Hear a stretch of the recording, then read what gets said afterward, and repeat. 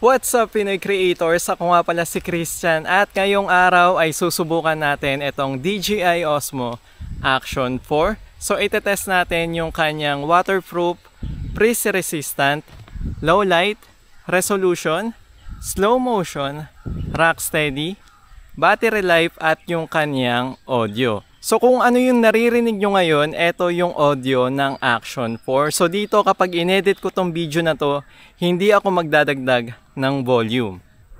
Ngayon naman itest naman natin yung audio niya sa 1.5 meters. So gamit ko ngayon yung extension rod ng DJI.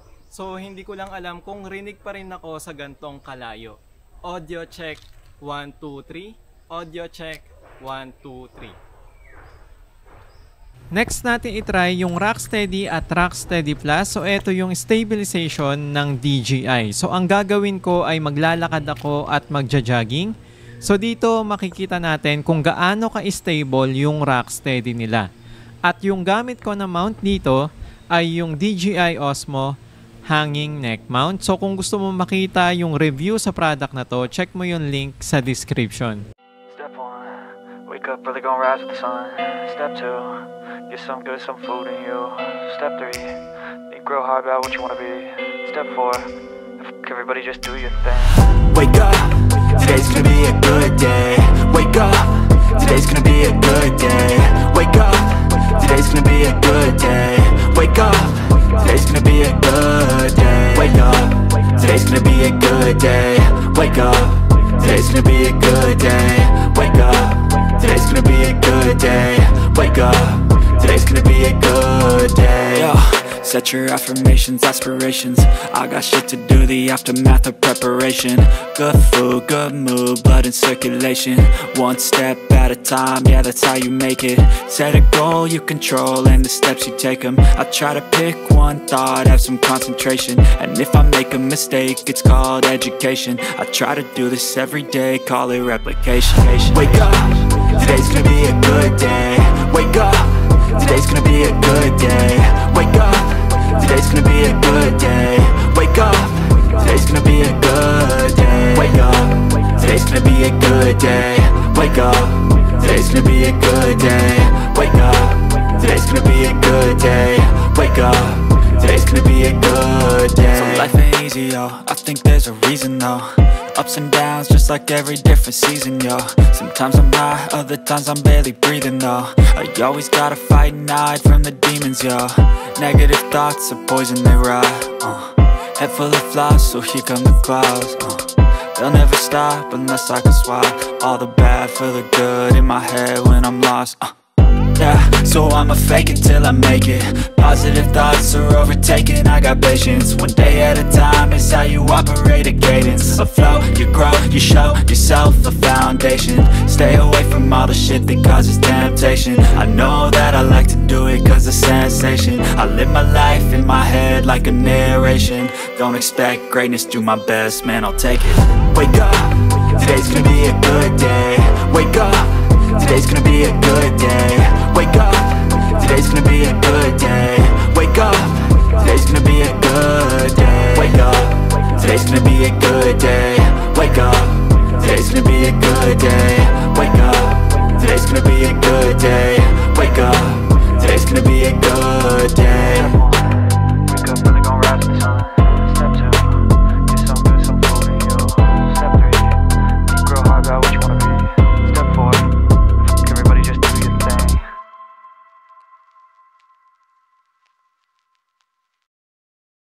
So I've been using this camera for a month and marerate ko siya sa 8.5/10.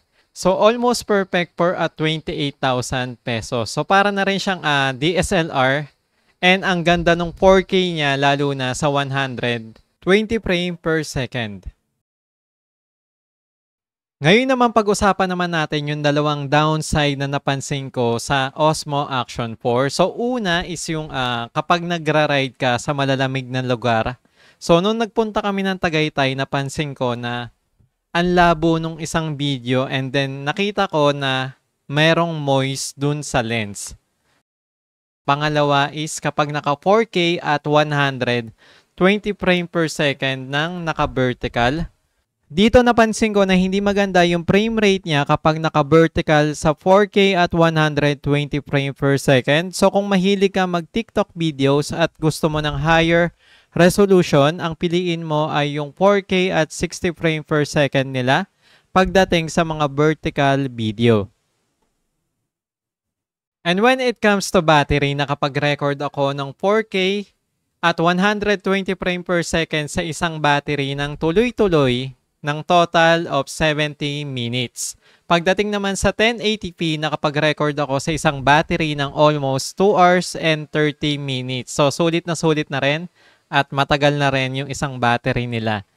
Pagdating naman sa charging time nito, okay, na-charge yung isang battery ng 1 hour and 15 minutes. So, kung tatlo, 3 hours and 45 minutes. Pero yung akin kasi, isinasalpa ko lang to sa aking computer. So, kung meron kang universal charger na 30 watts, tulad nito, matcha-charge mo yung isang battery mo ng 18 minutes lamang.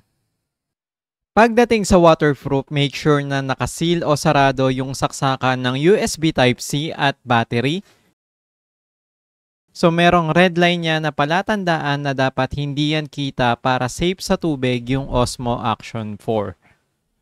Ngayon naman, itry naman natin yung waterproof niya at freeze resistant. So, dito meron akong tubig at yelo. So, dito ang gagawin ko, ilulublob ko yung DJI Osmo Action 4 at ilalagay ko rin yung yelo.